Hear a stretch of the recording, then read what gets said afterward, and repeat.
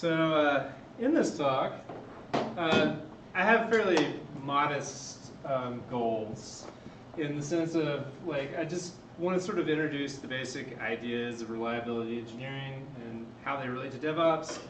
May the words be good. I think that there are a lot of problems with words in the world of operations and DevOps, platform engineering, infrastructure, and SRE, as well as acronyms. So, and then some thoughts on how to utilize some of the concepts around reliability engineering, SRE, in your own work, and maybe how to implement them. More mental frameworks than technical pieces, but you know, we can talk more about that. So I've worked at some places. Some are incredibly weird. Some are pretty damn normal.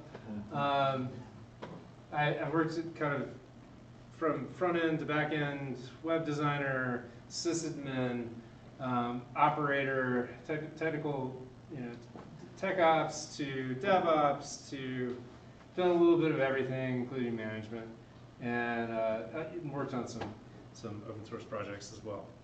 And I think it's important that DevOps is about empathy, and the reason that we have empathy is because people have failure and pain, often us.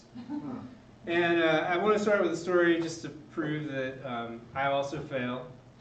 And this is kind of like, this is not the most painful operational story I have, but it is maybe the most notable.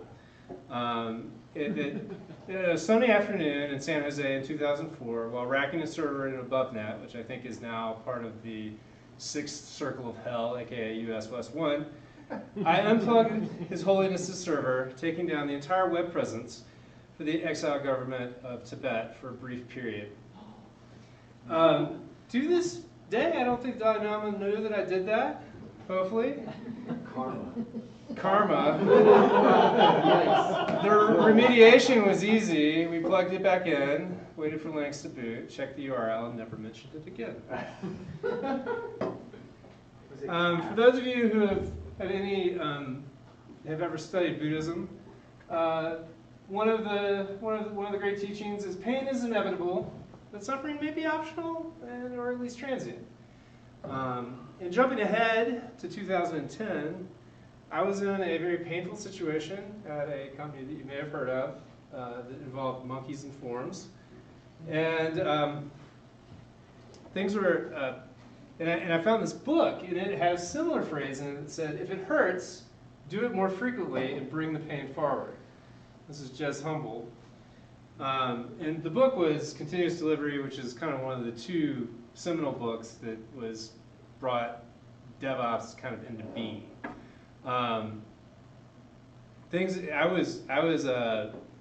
It wasn't as simple as plugging back in the server. I was dealing with some Class A Silicon Valley growing pains, and this book was kind of under my pillow during that time.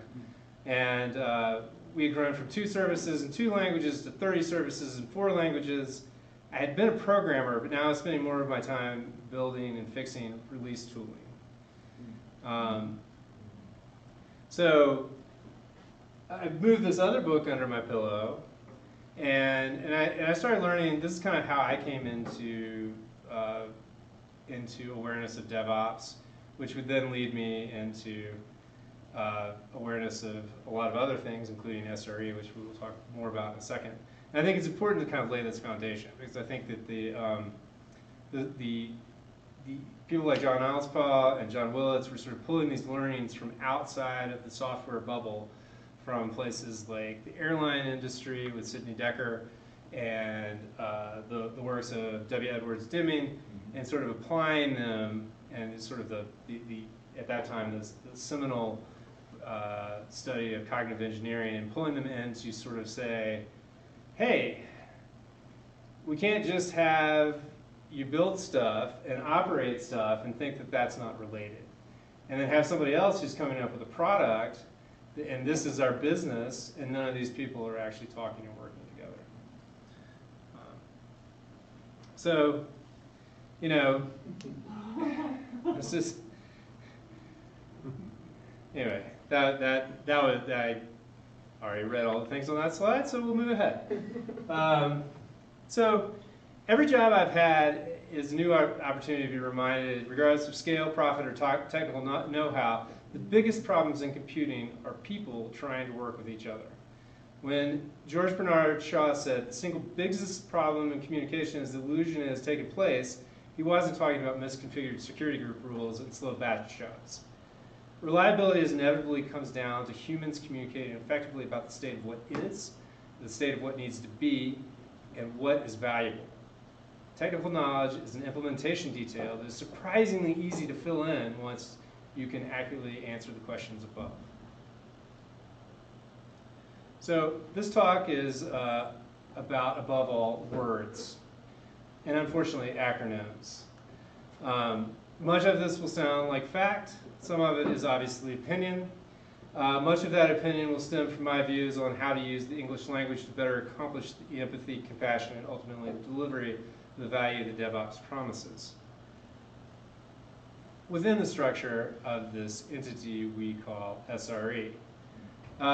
So some words are more important than others. I still haven't been able to find anybody that can tell me why site is part of SRE. You might know the answer to this. You have some ideas. We can talk about it later. Come on.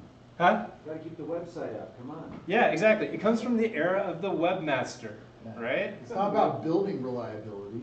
Right, right. The webmaster who controls the common gateway interfaces must keep the site up. Google claims to have created SRE in 2003 and invented site reliability engineering. If you believe the 2016 O'Reilly bestseller, Site Reliability Engineering, the book, there's links in the show notes. And the brag seemed to be that Google had reinvented technical operations by approaching the problem of running software with software engineering principles, which is something that people who've worked in operations for years had already been doing. And they built lots of software. This doesn't necessarily mean that it's bad, though.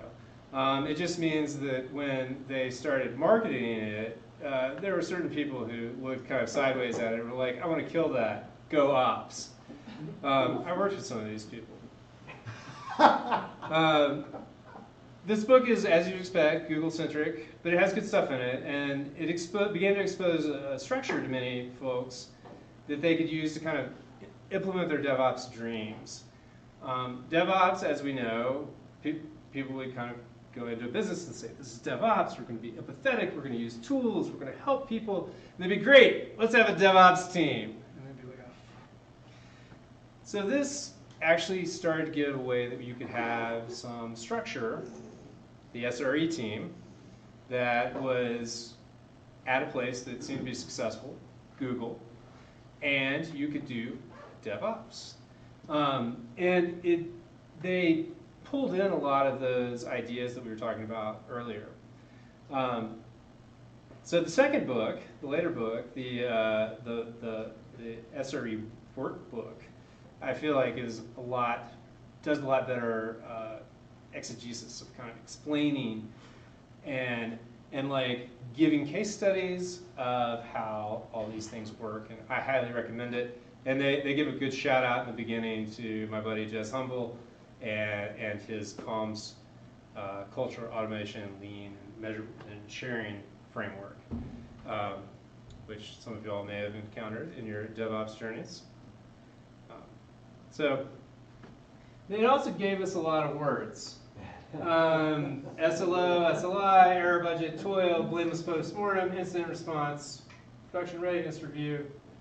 And these words have meanings, but if you say them to random people at your business, they may have different ideas about what that means. And if you start trying to explain to a product manager why they need an SLO, they'll glaze over. And that conversation is pretty much ended. So part of what I'm going to try to do in this talk is give you all maybe a little bit of a framework that's a little bit more friendly to approaching these things. So we'll attack some of the larger words first with some quick definitions. Toil. This is what the Gemini AI thinks toil means at Google. I'm pretty sure that is Kubernetes right there. But No, it's Puppet.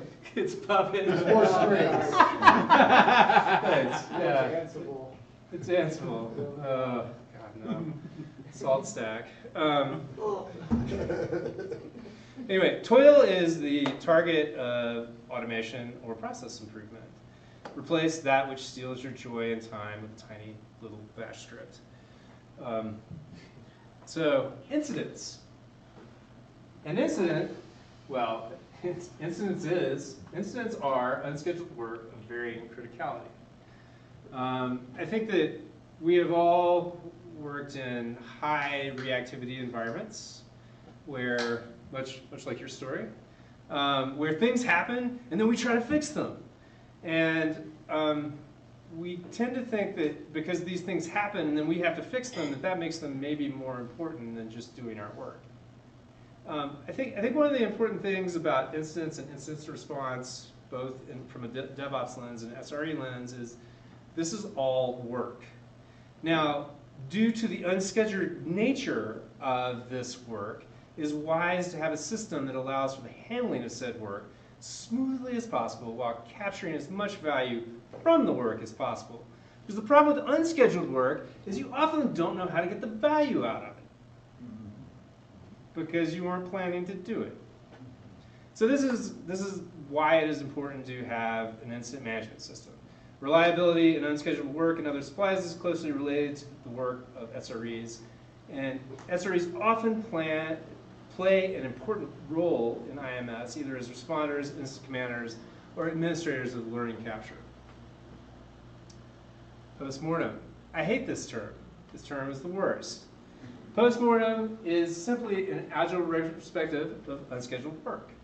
At my last job, we tried to get rid of this because as Russia was invading the Ukraine, all of our Polish co-workers were very, very not okay. And so I think it's bad. It's also like nobody ever really dies in the data center unless something truly terrible happens. The learning retrospective is a key piece of information capture about threat and risk to value, as well as learning about emergent behavior inside and outside of the business.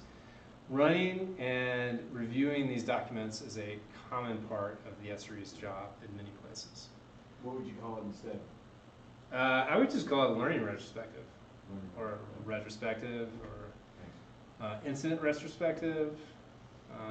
That's a lot of syllables. Postmortem is 3. Retro. Retro. And it is Retro's morbid. too. Retro's got style. Retro. Oh, yeah. You could do like a 50s thing. Like, Yeah. You could call Retro, it. you're retro. Yeah. Red booths, long cars.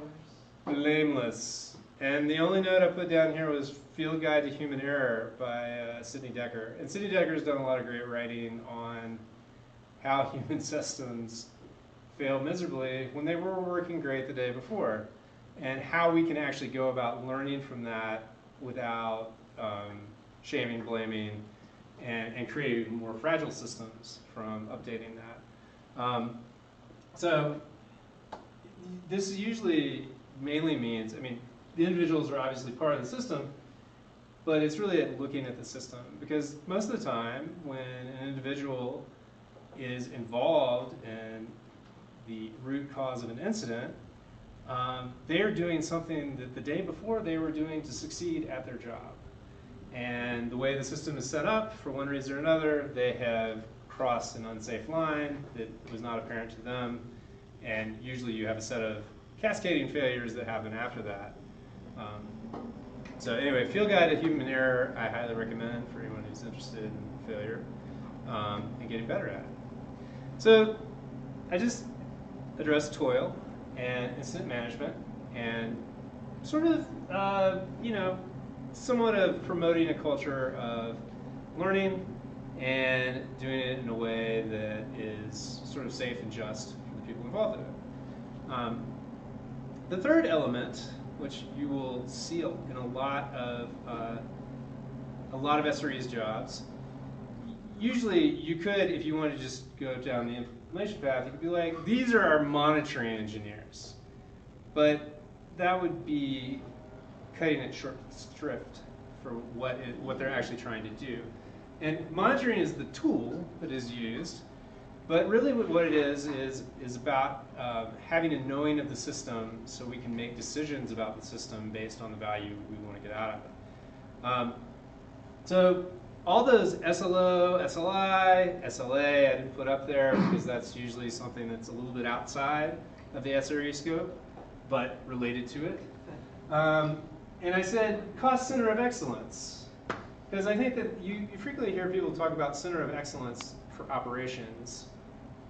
And that's a true thing, and an SRE team is kind of doing that. They're trying to make sure that everything is working out in the way that it should, and we'll talk a little bit more about how they do that. But they also are not actually building anything to make the business go forward. And the word service gets used a lot, which, I don't know, what would people say service is? Something you provide to others. Maybe a platform that you're doing this particular thing. God damn it, you had to answer correctly. You're supposed to give me the wrong answer. Sorry. You're supposed to be like, it's a when thing in Kubernetes. It's when the waiter comes and smiles at you and asks you what you want, makes you feel good for showing up. Something requested, something delivered. Yeah, this is all very good. Y'all are giving good answers. I wanted bad answers, but thank you. Thank you for your good answers. The rest of this is going to be very boring for you. Okay, so first of all, I think we kind of have to step back. So what SREs do really is about Stretching the pyramid. stretching the pyramid. And in fact, actually, it's all about triangles. We'll get to that some more later, but it's all about triangles. This is a foundation. So customers communication to businesses. Customers communicate value to businesses by giving them money. Developers communicate value to open source projects by giving them attention. Content creators feed their egos upon subscribes and likes and so on. Even a pyramid scheme has, for a while, value, though your mileage may vary. Ultimately, value is the reason a business exists and hires you to be an engineer.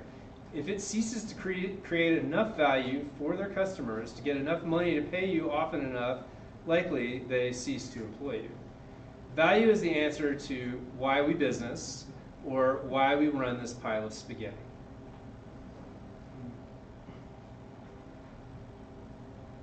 So, if we have that, our foundation is value.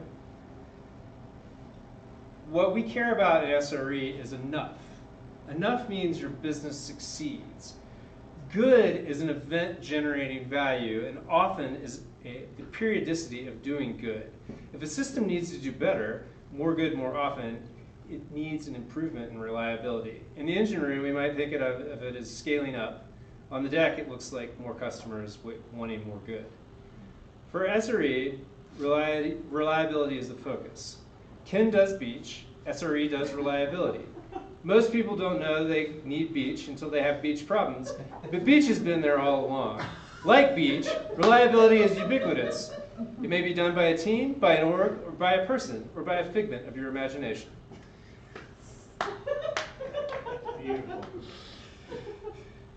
So, that brings us to the word service, which you all so lovelily defined. I was going to say system E. But what must be good enough? Reliability must also be dependent on the context of the business and what it is providing to generate value. The provision is always some combination of people, process, and technology, and their interactions. I call this a service. So it's much like what you said. It's something required, something delivered. It's the waiter giving you what you need. It is an item that has been put together, a complex system that is delivering someone value. And it's usually a two-sided thing. It has to create value in the world so it can bring value back to keep sustaining itself. it strongly suggests that, yeah, so I use this definition because I think one of the problems you run into a lot in trying to implement SRE in an org, we would come and talk to people and they would be like, great, our service, it runs in Kubernetes. And we're like, okay, but like, what does it do? And they're like, well, it's the whole business. And I was like, well, that's going to be a little hard to figure out which parts are working and which parts aren't. And they're like, well, we don't have a service. We have a batch job. And it's kind of like, eh. And they're like, well, we have a service, but it's just a couple endpoints on this large Ruby app. And all of those things can be a service if you define it from the value perspective. Once you start getting an implementation, you lose the connection of the people and how they develop and how they can evolve the service, how they operate the service. And operations is where we actually make the money, which is where the value happens. So I recommend this this is one of my recommendations, is that if you define a service, define your service broadly and define it by the value it provides. So I have a bunch of notes here, but I'm gonna, whatever. I mean, basically, once you start doing this, once you start breaking down your business into like, okay, here's our big value statement. Here are the small things that like go into this. Then you start having an interface to actually reason about what is happening. And you could say, well, you know, we're having a lot of problems over here, but that's not actually making any money. So fine, we're learning stuff. Or we're having a lot of problems over here, and that's threatening the business. So let's invest more in that. Which we can kind of get into, which is part of what we get into with SLOs, which we'll talk about in a second. But for a service to truly be defined, you have to have someone who owns this business capability. You have to have stakeholders in it, like people who care about it. And you have to know what the dependencies are on it, what dependencies it has on other things. So a service may be a stakeholder in another service. And once you have these, you can actually start talking about service level objectives, and service level indicators, which is what those are made out of. This is a little tricky. Like I kind of mentioned before, if you walk into a dev team and you're like, you need SLOs, they'll be like, go f yourself. And I think also if you talk to product people who are actually usually the people who know what the value is of what you're doing, they may also be like, I don't know what that is. So does the business team ever come to you with an ask for SLOs? Actually, the business team will get there. Okay. I mean, yeah, but the business team is also, so business operations is often your best friend as an SRE, because or customer operations, because they are the people who are seeing the carnage, or they are the people who are seeing how things are moving in ways that are healthy or unhealthy. And they usually have numbers, and they would love to have those numbers put into a framework that they could then use to make arguments about what gets done and how things work, which is exactly what you can do with an SLO. The problem with this is like a service level objective is a bit esoteric from the start. It's basically saying, what we really want to do is back up and say, how are you doing? You provide this value, how are you doing? How do you do that? Like, how do you actually provide this value? And sometimes you find out people are like, I don't actually know where the value happens. I don't know where this gets converted into AUM. I don't know. It's just the jobs happen and then we have money. This is a true story. This is a true story. But basically, so you need to know. One of the things SREs can do is basically come in and say, how do you know what's happening, where the value happens, and how do you know how you're doing? Like, how do you know how healthy you are? Like, what is the causal chain that keeps or puts gold in our pocket? How do you know this is working? What happens when the chain breaks? Who gets hurt? So this basically means an SLO is a measure of health. And so we're basically saying, and you can think of it's a measure of health over a period of time. So a service level objective is sort of saying, how well are we doing well enough to be healthy enough of the time to be successful?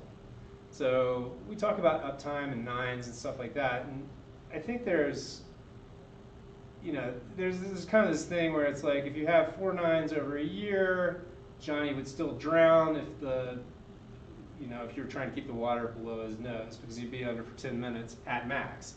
But if you make it 4 nines, if you make it 5 nines, then you're down to like under a minute.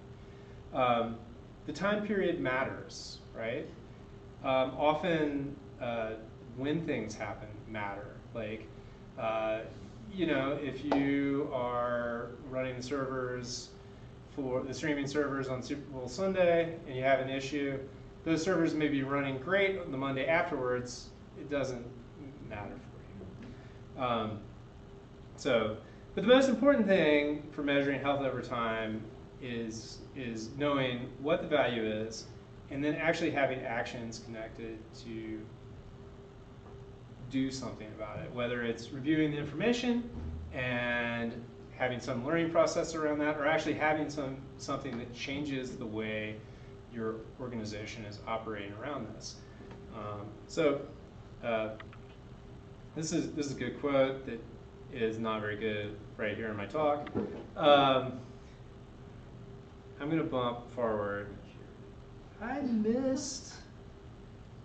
had one on error budgets, but I think I erased my slide. So anyway, a great example of, actually it is this. I'm just getting confused. So you have an SLO, you measure how well you're doing over time, and then suddenly you're like, hey, my measure of health says I am unhealthy. So what do? So they don't have an actual acronym for that. There's no SOOOR, SOOR.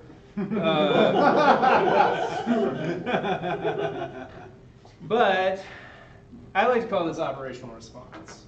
And an operational response may affect a number of things. So the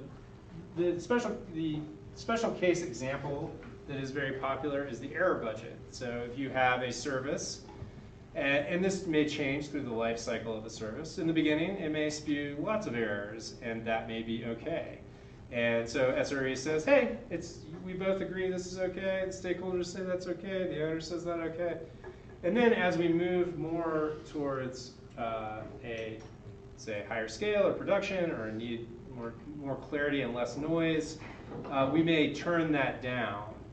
Usually, I think, from people I've talked to who have used this, turn it down to 0, because any uncaught exception is effectively an incident. It should be very, very rare. It should be exceptional.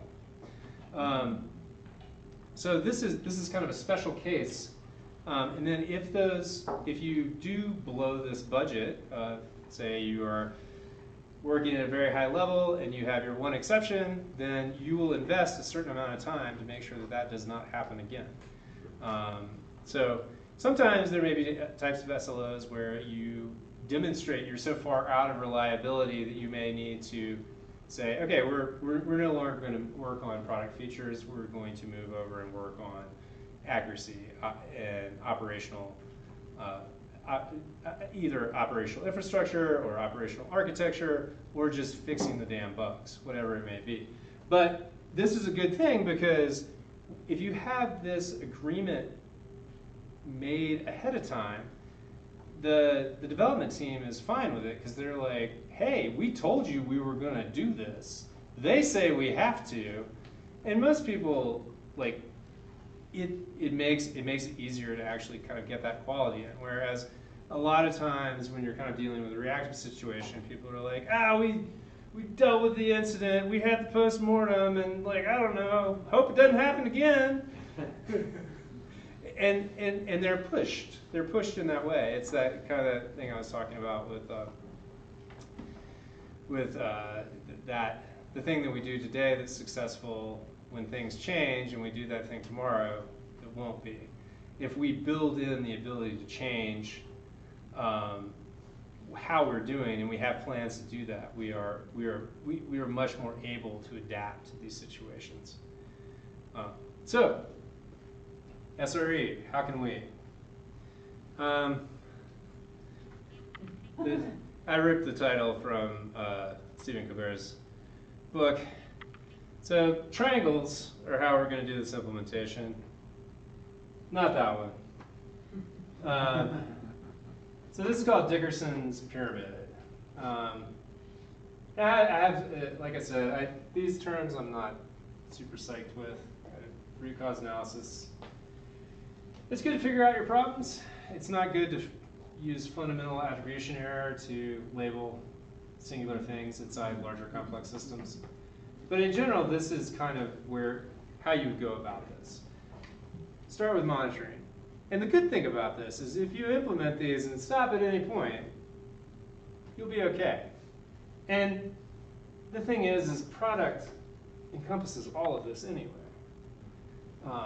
Because that's why your product, the thing that you're using to create value, is what you're doing it all for anyway. But you start with monitoring, and then work into incident response. And you kind of like, this is sort of, if you all know the OODA loop. Oh yes, the OODA loop. So observe, orient, decide, act. And so this is a good kind of, this is, I think it was first developed by the United States Air Force as a way of dealing with situations, with incidents, dealing with things that happen unexpectedly. It also works really great as just a way of working through that pyramid to implement a reliability process, whether you're doing that on your own or you're doing that as part of a team. And so you kind of work from the bottom, you figure out what the value is, and then you monitor it, make sure you can measure it. Once you can measure it, you can start to have real learning in your incidents. Develop an incident management system, so you're actually capturing that information. And then you can kind of work through your more, you get kind of more into your like capital expenditure, DevX, platform engineering, and what a lot of people like to call DevOps type stuff. But kind of you're basically changing the way that you are creating, testing, and delivering your software to serve the value of your product. And yeah. Can I ask a question about that? Yeah. On that last one, do you ever look at an organization and say, "Whoa, your levels are messed up"? How do organizations get this wrong? Get this wrong? Yeah. I mean, I don't know if it's like cancer, but like I think what happens a lot. So yeah, this is a good place. This is a good thing to talk about. I could probably do a whole nother talk on like roadblocks to implementing SRE and other nice things that we aren't allowed to have. I think where organizations get this wrong is often, if you're going to take the SRE route, I mean, it's also the problem with DevOps. Like SRE, if you have a team, that team has to have essentially somebody who can empower it to either be the evangelist or to actually do the implementation to make these things happen. So a lot of times in very divided companies, a lot of people will be like, okay, you're the monitoring infrastructure people, so you build it all and you measure it all, which is a dead end because you won't get the value. And a lot of times in those organizations too, like we ran into a lot of problems at my last job where we would talk to these devs and they wouldn't actually know what the value of what they were doing was. So they were not the right source of information, but they were the people that we were supposed to interact with. The problem is we also talked to the product managers and they also didn't know what the value was. So a lot of it was kind of going to try to find people who A, knew what was going on, and B, were willing to work with us. So I think there's some balkanization that can happen in large organizations. So it means that you have to bootstrap enough of a process to kind of get this working up the pyramid. We also, a good example from my last job too, like incident response, we had 7 different incident response systems. Like you should only have one incident response system for your entire company, or if your company is like well segmented in some way, because you essentially need to all be on the same page so you can have a very low cost of coordination. You need to very quickly know who to call. That needs to be a fairly centralized system that actually works very well in a like centralized points of coordination that works very well in a decentralized fashion. Sorry, can I ask a follow-up on that? Sure. Because you brought up incident response and P-scale likely. How do you actually then implement that? What are some ways that you figured out how to bridge that communication gap to get everybody on that same sort of incident response scale? I mean, that the sales team is always going to think everything's a P0. Yes, absolutely. Right. Yes, and the sales team will also, because that's the only time they get responded to. And I think the other thing too is that part of it is you have to have, I mean, the way that I've seen it work really well was when I was working at Simple, and they had a very, it was awesome to be part of that system. But it started with a very strong personality that had a very concerted effort to basically build bastions throughout every organization inside Simple. And Simple was pretty open to it. There's a saying like, you can see the light, but you don't move till you feel the heat. And they went through like a crisis where they basically, TNX Via was a transaction processor that they used. Google bought them, told them for months and months and months and months and months and months, years, that they were going to get rid of them, and then they finally got rid of them. They're like, we got to move. And so that was this tremendous, like, painful moment that then cemented an amazing IMS process. No pain, no gain. No pain, no gain. Yeah. Anyway. Yeah, I think based on these questions, we should definitely have a talk. SRE bottom up. Yeah. At my previous job that I worked at, we had kind of that same problem. We had a monitoring group where we had monitoring in place. We had an incident response daily stand-up that we would go to if there was an incident that happened. We realized that daily was not great because incidents shouldn't happen daily. I think many ways. It's like IM shouldn't happen as frequently as it was, but it was just kind of like, if you want to get something done, you throw an IM at it, and then somebody will like talk about it on the like group daily, which like whatever. But there was no evangelization of SRE. There was no. You didn't have a sponsor with no lightning bolts. Sponsor, Yeah. no lightning bolts. We talked about it like the whip was sitting on the counter right there, but nobody would pick the whip up and make people do stuff. Yeah. So we would get an IM that would open, and it's like, yeah, that's broken. We point to this team. This team would say, it's not us, it's that team. And that team would point, and it's like, no, it's this team. You try and get them in the same room, they're like, they don't want to do it. I would love to do an incident management roundtable. Can we please? Yes. Can we have just incident management horror stories? IMAA, like Yeah, incident management. Yeah, Anonymous. Incident Commanders Anonymous. Yeah. Oh my gosh, yeah. But yeah, This like could be a good talk series. bottom up, like how do we bring SRE? Because we didn't have any like people called SRE, but I always felt like I kind of got shoved into that little box of doing SRE things. Yeah, I meant to put that in the talk, but like a lot of times what happens is like you have shadow SRE already there, which is like your staff engineers and your principal engineers and like DevOps people that are kind of like moved in. the people who like, like to do all that stuff, but it's not really their job and like with access. The ones That's with the another access. thing. the access is key. Yeah. Yeah.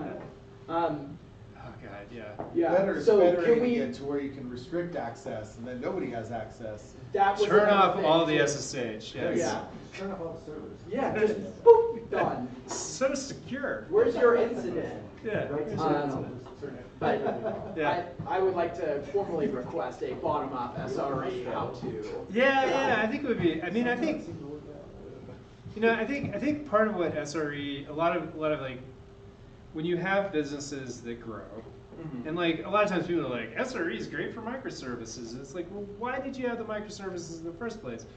Well, Johnny didn't want to work on Billy's code base, and Jill actually had to get work done, you know, and so you start to see this sort of cultural, and it happens not just in tech, but it happens also in like business units but they're all kind of like moving in separations, which is like my favorite model for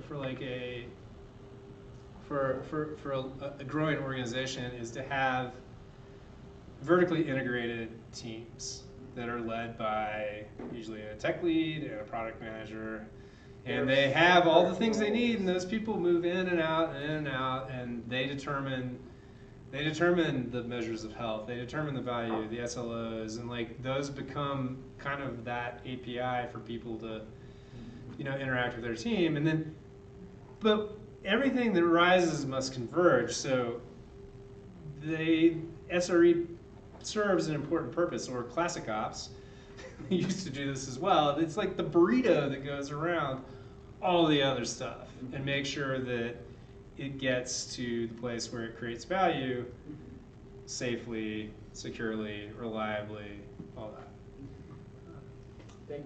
Thank you. We have a question from the comments of live stream. What's the incident management tool that you like the best? Please don't say PagerDuty. By Brad Bell. The incident management system tool that I like the best is having a well-defined system in a place that everybody can get to. You can use Jira if everybody knows how to use Jira. That's right. Don't use Jira. Don't do it. No, we use Jira at Twitter. No. And it worked really, really well.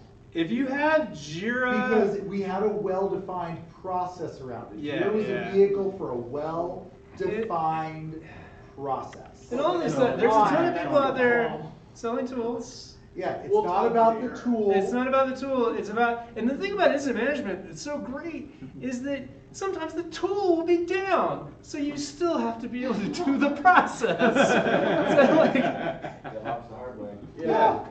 It's hard. And like that's why it's part of why we also spread the process between Jira and just having a big long Google Doc Yeah. for Just your write-up stuff. of Yeah. just stuff. Yeah. Yeah. And there was templates for it. Yeah. So if you weren't sure what the process is, the template told you. Yeah, it's You there. just fork the template and there was a button to do it. It was dead The run simple. button. Yeah. Because Yeah. the goal was to use a hardened process. And if we built Yeah. something from the ground up, it would be all fucky. Yeah. But if we use off-the-shelf components, off-the-shelf Jira, off-the-shelf Google Docs, Put it together. put it together, I have- somebody else's problem to make sure they work, not our problem. Famous last words. Not our It's like, problem. yeah, if Google Docs is down, write it in Markdown in your terminal and then Right. paste it out later. Yeah. I mean, so we had it in a repository in GitHub, and it was distributed all over because we would also put all of our incident reports in that repository, which meant that we were constantly writing in it and updating it and using it. GitLab is an incredible example of a company that open sources like everything. Like you can go get their customer service, customer success runbooks. It's open sourced on a GitLab, and they like practice what they preach. Oh my God, their documents on how to run an async workplace are. Yeah, I've stolen them a lot. I mean, use them. They're open source. Been inspired by them. Yeah. I like the language. You promised me some choice words for platform engineering. Platform engineering, I think, choice words for it. Yeah, sorry. I don't know if they're that choice. I mean, I would say that platform engineering. What is that, first of all? In the words, platform engineering. The words. Sorry, I wasn't pointing at that. The words platform engineering, can you define that before you then? Yeah. I mean, platform is a meaningless word, and engineering is something that people like to fancy up building things. Now, I think platform Building engineering. Meaningless things. What? Building meaningless things. I don't think it. No, I don't think that. I don't think that. Those are choice words. Those are choice words. That's the thing is like all these titles like platform engineering, SRE, infrastructure. It's basically like people are like, we need to do something different than them. What's a different name we can use? And then suddenly you have an SRE team that's like doing infrastructure, or you have a platform engineering team that's doing the same thing as their infra team is. Yeah, it's doing ops. Yeah, platform engineering. I guess it's emergent, and it's fairly new, and it feels like kind of the. And I like the idea of it because I think that basically everybody just wants Heroku, and platform engineering gives you that, maybe, if you're lucky. I mean, the SREs don't want Heroku. They want Spotify Backstage, I think. That's right. What's your IDP? Oh God, Backstage. There you go. Backstage is only as good as the docs written in it. Yeah. I mean, it does give you a schema, which that is a huge hurdle for a lot of It's people. marked down with extra steps. You can use Sphinx. Yeah. It's got better. It's a lot of tooling. I mean, That's what we put on it. I mean, I joke about Heroku, but I think that for a short period of time, I sold the Juju deployment of Cloud Foundry for Canonical. Which basically the sales pitch was like, hey, your ops people don't have to talk to your developers. Yep. This is the interface. You can just send tickets back and forth. Juju Charms. Oh, God. Great name. Juju. It was the. Anyway, that's another talk. I'm not going to go into it. So are we anyway. officially in the Q&A portion now? I think we've been in the Q&A portion for a while. All I have at the end was some links. Yeah, so here, there's SRE versus platform. All All right. Cool. Yeah. Well, Thank you all. The for- Google books for SRE and all their development books, have you guys read through any of those? You guys approve? Did I put them on there? They suck. I think the original book is skippable. yes. The workbook, like I said, I wasn't making fun of it when I said that. I think it is very useful, and it has good sort of general pieces kind of into that, like how do you implement SRE from ground up. It is still kind of more bigger company-ish. But yeah, I think those books are good. The SLO book by Hildago is awesome. Oh no, it's down. Yeah, I closed it. So it's fine. I'll share the talk and put some more links in there. But the cool thing about the Google books is they are all online.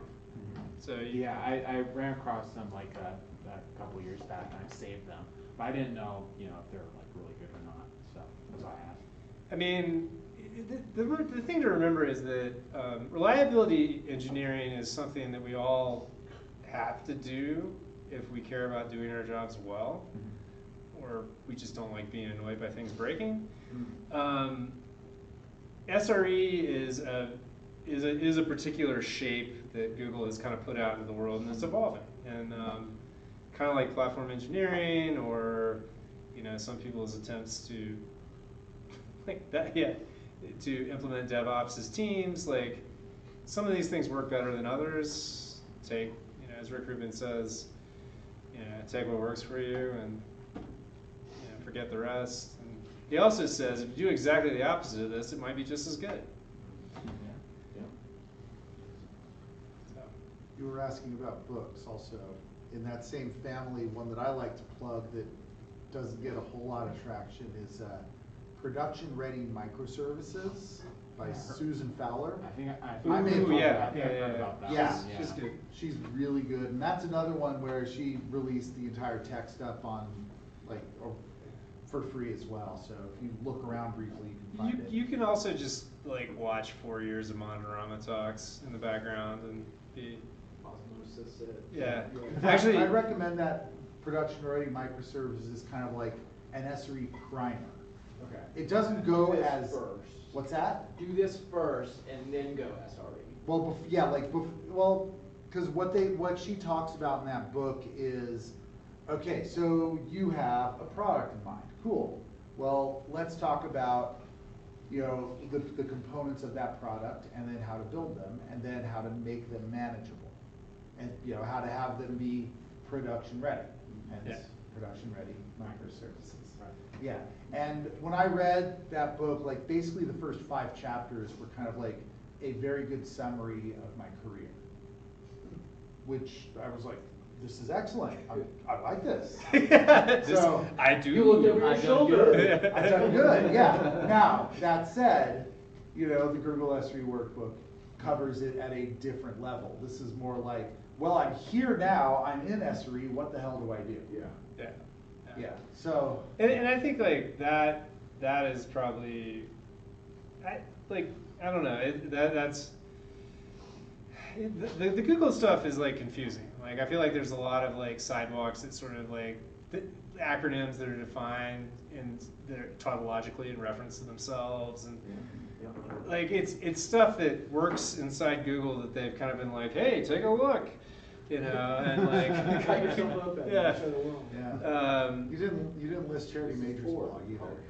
Yeah, I should have done. Well, I can put that. We should make a post of resources. Yeah. Yes, please. I That'd be great. Yeah. If it wasn't obvious, I could have prepared more for this. No. No, It was This is great. fantastic. Yeah, it's awesome. Well, I mean, there's lists. There are more links that I think really are I am useful. slightly disappointed that you missed service level agreements. I glossed over it. Actually, I had a line in it. Those are handled by lawyers. Who does that belong to? Legal. Belongs to marketing. They brought his marketing. Okay. Yeah, close. So also in the Depends what the product is, Also in the chat, N8 Fu said that a Google SRE book was also written by the ads team. So grain of salt. Grain of salt, yeah. Grain of salt. Yeah. And if you listen to the Google Not because they're trying to sell stuff, but ads developers are wildly complicated. If you've ever met any ads developers, the best minds of my generation. They are living on a different plane. Wait, that was awesome, and I really like how you broke down a lot of those words. And I think kind of to your point of what do we implement first? Is it SRE? Is it something else? I think what you really illustrated was the words don't really kind of matter if you're implementing the culture, if you're implementing those empathetic practices that you were talking about. I mean, I think that you need to implement something to give it structure, right? And that's where, and I think also the focus on reliability is a useful way to create that structure, and connecting that, and when I was, reliability for me, I think that being very clear that that is about product value, right? And about the sustaining product value. And I think that's one of the neat things about using some of these concepts is you can use it to, it can be an interesting dynamic way to say, hey, we need to spend more on this and not on that, or we have made this good enough that we can stop and concentrate on something else, which is a very liberating concept, I think, in a lot of a lot of organizations where people are kind of just, a lot of times it's mythology that's driving what is important versus measurement. Or sometimes you have a little bit of measurement and that becomes the focus and becomes its own mythology. Well said. As a former Simple customer and fanboy, where do I purchase your shirt? Because I have about 4 people in the back of my head that would purchase the same shirt. Don't tell me it's not available. I mean, I haven't tried to buy one. I don't know. Were you just given one? So it's interesting. Yeah, I got it when I worked there, and Rest in peace. it was kind of the it was interesting. It was the ops people and the customer support people were all metal fans, and so they made it together. That's awesome. Yes. Because they got to deal with a lot of shit. Yeah, they got to deal with a lot of shit. I did sit on the phone with customer support a couple times. Yeah. I had a joint account with, it was Yeah. a nightmare. Well, it was actually. I mean, when I started there, we had 70 services in like Golang, Erlang, Clojure, Java, and a lot of Scala, and basically like those are all those at the time I started, developers weren't on the pager. So like it was kind of I had been a developer for a long time, and then like there were some former members of the old Heroku ops team who were working there who I sort of shot the shit with, and I was like, it'd be fun to work with you guys. I'll do ops. And so suddenly I'm on call for like these things where I'm like, I don't know what's going on in Nacho and Chili's. You know, Corn Dog and Zatoichi, they all had these crazy names that meant nothing. You know, so. Rest in peace, Simple. I know, it's too bad. It died too young. Yeah. What became of that? What was the story PNC. behind? PNC bought BBVA, who owned Simple. Well, BBVA USA. BBVA. Yeah. Because BBVA is like the 10th largest bank in Europe or something. Yeah. Talk about like, we're like, it'll be better when we're dealing with just one company, and you get inside and you're like, this is just as bad as dealing with 75 vendors. Anyway, yeah. So they got pulled. I think the story is that they were about to sell the whole company for $2 million, and some deal maker in Portland was like, wait a second, I think I can do better. And then they ended up selling it for $200 million to BBVA. And then they went for maybe 4 years after that. And I started right after the purchase, and it was just, there was a lot of scar tissue. And I think it was a lot of good intentions, and then it was just really hard to kind of get the product engine going.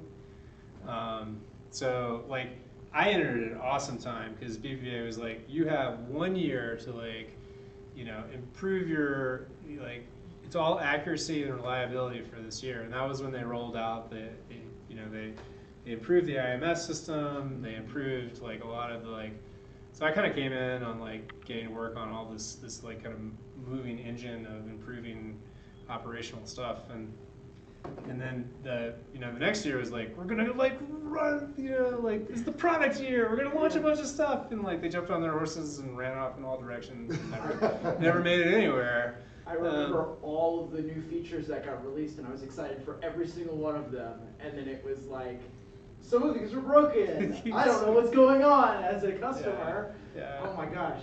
Yeah. But I don't have it with me, but I still have my Simple card, and I still keep it like in my Apple wallet. It doesn't go anywhere, but it's just there. It's just there. It's just that peeking little white edge coming up over. Oh, I still have the app icon that sits there. It's so. And I was so in love with it that I got my girlfriend at the time to get a Simple card and have her stuff direct deposited. I told my best friend, like, you need to get Simple, and we all at the same time when Simple was like, we're closing the doors, we were like, shit, what do we do? Where do we go? That's why I have the Robinhood card. We Yeah. talked about this. Yeah, It's like, yeah. I had Robinhood, and it was like, they have a debit card. I guess that's where I'm going. Yeah, it was like my simple card was like my modular synth account. Mm-hmm. Yeah. Yeah. So I tend to just stick to credit unions because of this reason, because Mm-hmm. I don't trust the banking solutions. But oh my gosh, Simple was just. it was really good. I mean, they were Yeah. fighting up at like a lot of the vendors that they had to work with to begin with were like actively competing against them, like Bancorp. Yep. And then They If got you bought by can't beat them, buy them. can't beat them by them. Yeah, and then like find it like. Simple was an amazing company on the inside in some ways because the way they approached IT and security was like very much like this is all about enabling and fulfilling what needs to happen. So like there's a guy on my team who had come from the NSA and it'd be like, Moyer, can we do this? He's like, you're fine. Don't do that. Which was, it's kind of like this amazing, and he had this like really great sort of like, what can we do to like make everything work better after we make it secure, which is really cool. Heart Simple. Thank you, I appreciate the love. Yeah. All right. Well, thank you all. Cool. Thank you